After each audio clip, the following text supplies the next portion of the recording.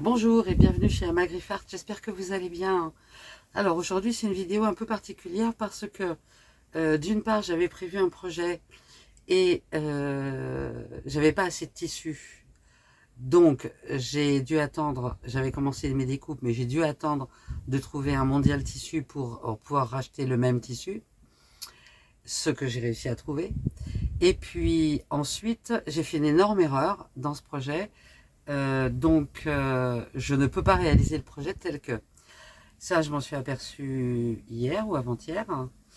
Et je me suis dit, c'est pas grave, je vais trouver une autre option en utilisant exactement ce que j'ai comme tissu.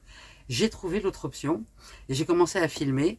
Donc, un bloc tout droit sorti de mon imagination que je trouve plutôt sympa. Et là, je suis dans un endroit exprès où je peux être connecté à l'électricité pour avoir le fer passer, la machine à coudre, pas m'inquiéter de savoir si j'ai assez de batterie et compagnie, et ma machine à coudre débloque complètement. Donc elle me fait n'importe quoi. Donc je sentais déjà depuis quelque temps qu'elle avait certainement besoin d'une petite révision, et là clairement elle a besoin d'une révision. Donc je vais chercher un réparateur euh, pour m'organiser de façon à pouvoir la déposer et qu'elle ne soit pas immobilisée, je l'espère, trop longtemps. Mais en attendant, je n'ai pas pu faire de tutoriel cette semaine parce qu'à un moment donné, ça devient trop court en délai. Donc ce que je propose, j'ai eu plusieurs personnes au fil du temps et puis récemment qui m'ont demandé quels étaient les outils que j'utilisais pour le patchwork.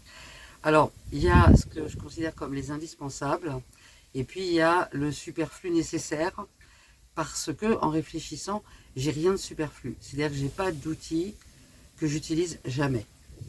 Donc, je vous montre ça dans cette vidéo.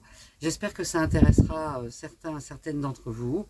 Et pensez à mettre un petit pouce j'aime si vous avez aimé la vidéo. À vous abonner si ce n'est pas encore fait. Vous êtes très nombreux à regarder les vidéos. C'est plus de 60-65% de gens qui regardent les vidéos mais qui ne s'abonnent pas. Or, j'aimerais bien effectivement continuer. La chaîne se développe et j'aimerais bien continuer à la développer de plus en plus. Et puis, bien sûr, mettez-moi dans les commentaires vos messages ou vos questions. Allez, place à la vidéo. Alors la première chose qui est indispensable en patchwork, c'est un tapis de coupe. Donc là j'en ai un grand, il fait 34 inches sur 24 inches. Je sais pas, ça doit être marqué de l'autre côté en centimètres. Je sais pas, évidemment c'est pas marqué du bon côté. Alors il doit faire 58 sur... Ah, il faut que j'aille regarder de l'autre côté. Sur 89 centimètres. Alors ça c'est vraiment important, c'est indispensable. D'un côté le mien il est en inch, de l'autre côté il est en centimètres. Et puis ce qu'il a aussi qui est intéressant, c'est les diagonales pour les angles, un carré central, et puis là un petit, je sais pas comment ça s'appelle, un truc pour les angles. Donc ça, j'ai celui-là qui est généralement en fond quand je travaille. J'en ai un petit. Alors celui-là, peu importe, il est en centimètres. Il fait 42 sur 27 centimètres.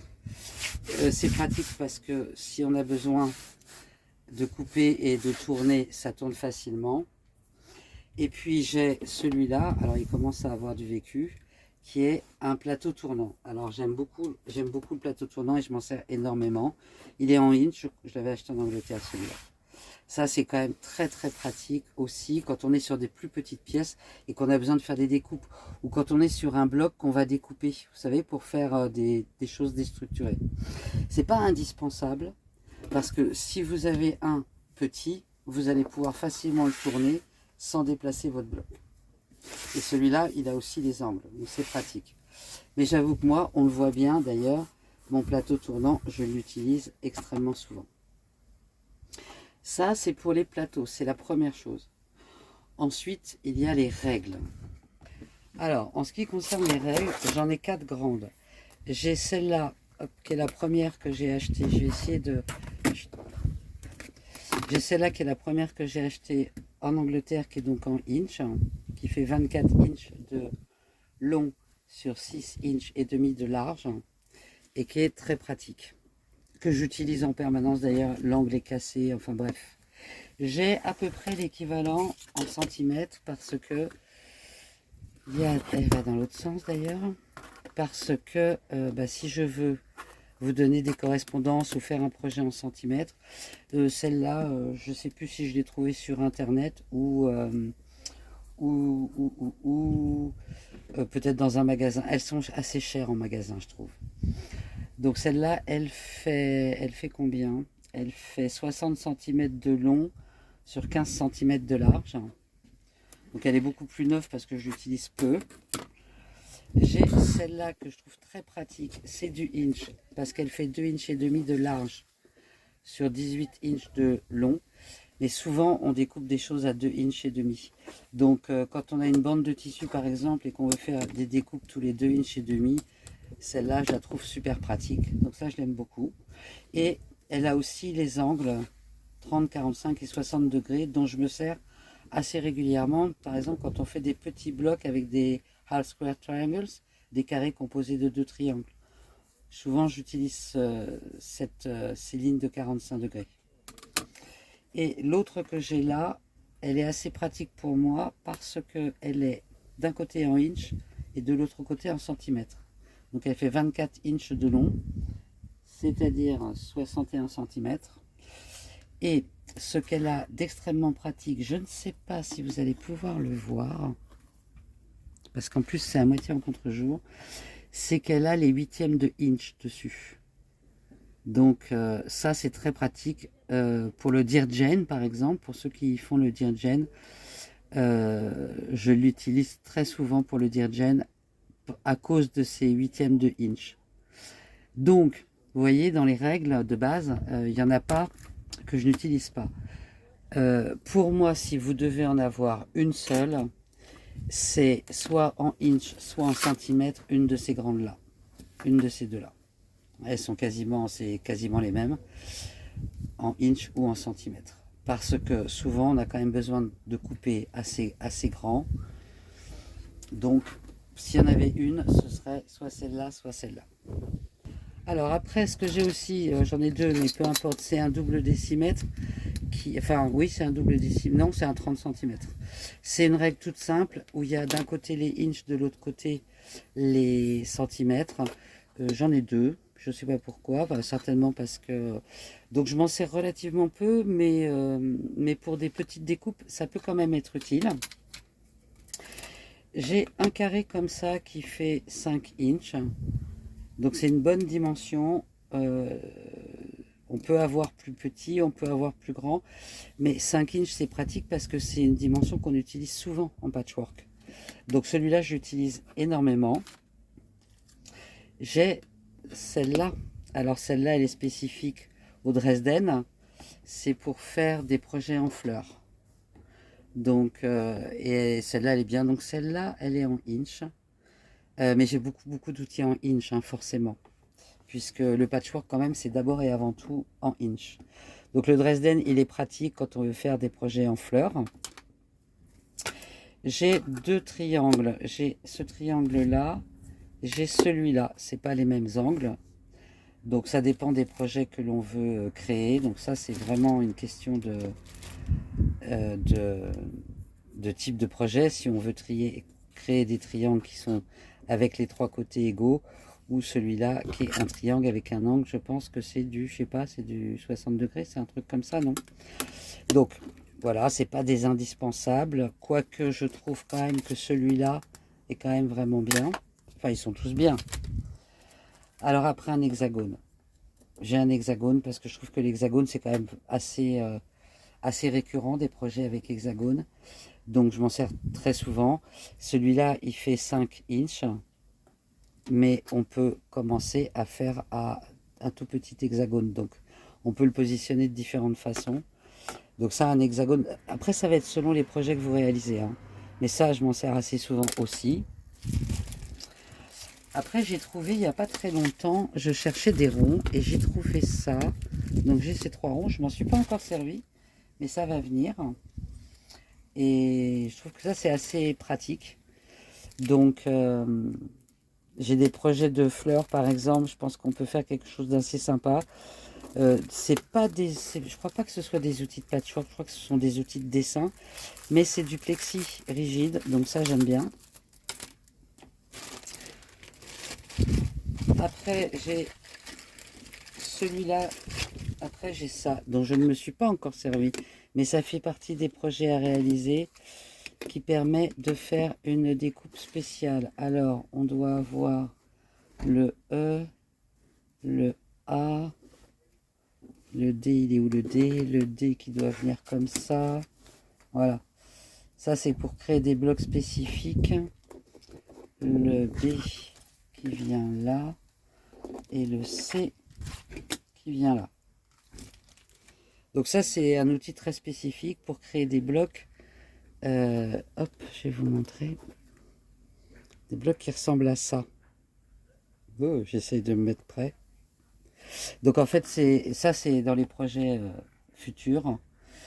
On met plusieurs épaisseurs de tissu et puis on découpe avec ça. Et après, on inverse les tissus. Donc ça, c'est sous le coude. Bien sûr que je vais l'utiliser, même si pour l'instant, ce n'est pas le cas. Donc là, on est quand même dans des outils extrêmement spécifiques. Celui-là, ah, il me semblait bien. Il me semblait bien qu'il y avait plus de cercles. J'étais un peu surprise. Voilà. Il y en a 5. Mais du coup, en les revoyant, je me dis, je vais mettre ça de côté pour faire quelque chose. Alors ça, il y a 4 formes. C'est bien pour faire des fleurs, comme c'est marqué là. Pour faire des feuilles, par exemple. Je l'ai déjà utilisé dans certains projets. Je pense qu'il y a un tutoriel, d'ailleurs, pas un tutoriel spécifique à cet outil-là. Mais, donc ça, c'est pratique, parce que on dessine la forme, et puis après, on découpe. Donc ça, c'est utile. Enfin, après, ça dépend toujours de tout. Hein. Alors, celui-là, c'est pareil. Il est dans les projets. C'est donc un outil comme ça. Donc je viens, hop. C'est pour créer des blocs et bicolores. Vous vous souvenez, si vous avez regardé la vidéo, je ne sais plus où je faisais un arrondi, ça doit être le Dirgen de la semaine dernière, on crantait. Donc ça, c'est pratique avec un bloc de, je pense que c'est pour du 10 inch ou du 8 inch, ça peut être. Si c'était marqué dans le bon sens, ce serait mieux. C'est à l'envers, c'est du 6 inch. Ça, pareil, c'est un tuto qui va venir bientôt. Cette règle-là, elle est très spécifique.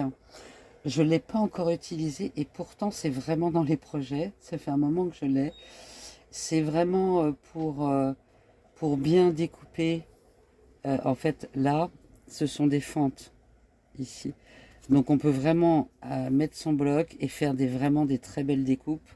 Il faut juste que je m'entraîne un petit peu avant de le montrer. Et en fait, ça permet vraiment de faire des choses très nettes. Spécifiquement quand on fait nos half square triangles ou encore plus. Donc on les positionne et puis on coupe. Mais je ne l'ai pas encore utilisé parce que il faut quand même apprendre à l'utiliser. Et le dernier truc que j'ai, enfin truc, règle, etc. que j'ai, ça fait super longtemps que je l'avais acheté en Angleterre. Et c'est pareil, je m'en suis pas encore servi. Et c'est dommage parce que ça, c'est pour aider à faire des étoiles.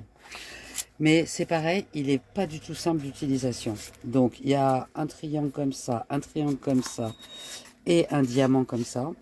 Donc, pour faire des diamants, c'est super. Donc, on peut dessiner puis on peut couper. Donc, c'est pareil, c'est dans les outils qu'il faut que je teste avant de vous montrer. C'est pas du tout un indispensable.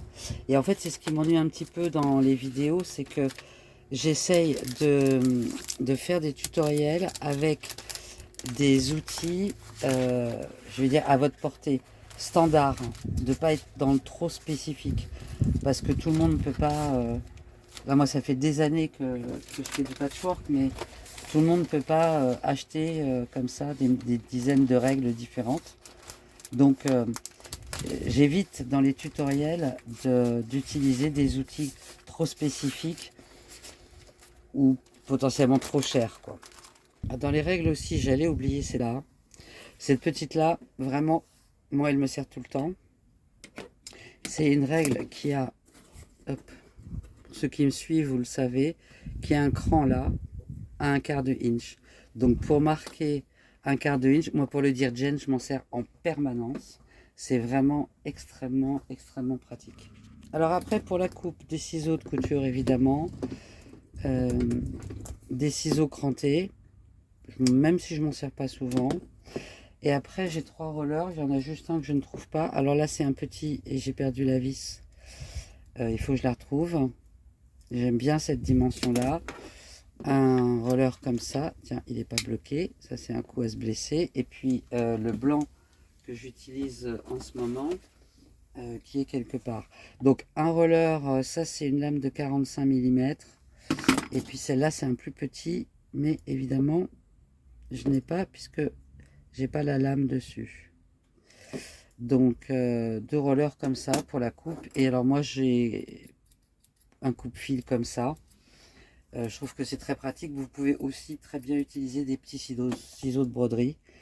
Ça, c'est comme vous le souhaitez. Après, j'ai plusieurs couleurs. J'en ai 4. Je ne sais pas où sont les autres. J'ai des stylos qui s'effacent au repassage, qui s'effacent à chaud. Donc, j'avais acheté ça chez Amazon. Il y a du blanc, du rouge, du noir et du bleu. Ça, c'est très pratique parce que ça s'efface. Et ça aussi, c'est un petit outil, je crois que je l'ai acheté chez Amazon, qui est pratique parce que on peut avoir besoin d'une pointe et on peut avoir besoin, en ce moment, comme je ne peux pas repasser tout le temps, j'écrase souvent mes coutures avec ça. En termes d'épingles, alors, il y a des épingles spéciales patchwork. Elles sont simplement plus longues que les épingles normales. Ça, j'utilise ça en permanence. Ça dure des années. J'ai des petites épingles comme ça, avec une petite tête que j'utilise souvent. Et puis j'ai des toutes petites épingles comme ça. C'est celles que j'utilise pour le Dirgen ou pour les projets petits, les petits projets. Pour la partie matelassage, j'utilise, quand j'en utilise, parce que j'utilise plus souvent de la colle, des épingles à nourrice spéciales aussi, qui sont recourbées. Donc ça permet de rentrer et de sortir plus facilement entre les épaisseurs de tissu. Ça, c'est pour préparer le matelassage. Et pour mesurer, si j'ai besoin de mesurer, j'utilise un mètre qui est à la fois en inch et à la fois en centimètres. C'est avec celui-là que je vous donne en permanence souvent les conversions. Alors, sur un certain nombre de projets, on va utiliser du thermocollant. Il y a du thermocollant double face et du thermocollant une seule face. Donc, selon vos besoins, j'utilise les deux, ça dépend des projets. Ça, c'est quand on a besoin de coller les pièces pour l'appliquer, par exemple, ou des choses comme ça. Donc, j'en ai plusieurs. Ça, c'est du double face, ça, je pense que c'est du simple face. Ce qu'on utilise aussi très souvent, c'est ce qu'on appelle du freezer paper. Celui-là, j'ai trouvé chez Amazon. C'est du papier qui a un côté collant et un côté pas collant. Alors, on le met sur le tissu. Ça permet de rigidifier les pièces de tissu quand on est sur des petites pièces, sans qu'il y ait de la colle autre que simplement rigidifiée. Et ça s'enlève hyper facilement. Donc ça, chez Amazon, facile. Et quand j'utilise du thermocollant, je prends du papier cuisson, tout simple, pour repasser de façon à surtout pas mettre de colle sur mon fer à repasser. Ce que je trouve très utile aussi quand on veut reproduire des dessins, c'est une tablette lumineuse. Et franchement, je l'ai acheté chez Action, je ne l'ai vraiment pas payé cher. Il y avait 2 dimensions, celle-là c'est la plus grande. Je trouve que c'est très pratique, surtout pour le Dirgen par exemple, pour reproduire les dessins à l'identique ou le plus possible à l'identique. Et puis, enfin, ce que j'ai et qui peut être intéressant, alors je ne sais plus où je l'ai acheté, il est en français ou il est en anglais celui-là? Il est en anglais, donc je l'ai acheté en Angleterre. C'est un cercle chromatique.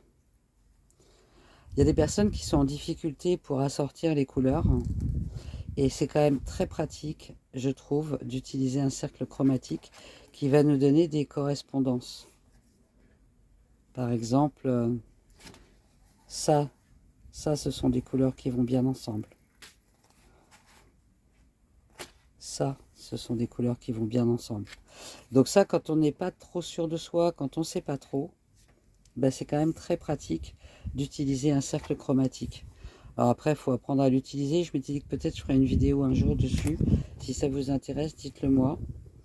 C'est vraiment très pratique pour donner ces assortiments de couleurs, quoi. Évidemment, j'ai pas parlé du fer à repasser, mais ça me paraît une évidence. Donc, les indispensables, un tapis de coupe, un ciseau, cutter, règle. Et déjà, si vous avez ça, vous pouvez très facilement faire du patchwork. J'espère que cette vidéo vous aura plu. J'espère que la semaine prochaine, je vais me préparer à l'avance, je vais pouvoir vous faire un vrai tutoriel. Et puis, bah, je vous souhaite un bon week-end, une bonne semaine.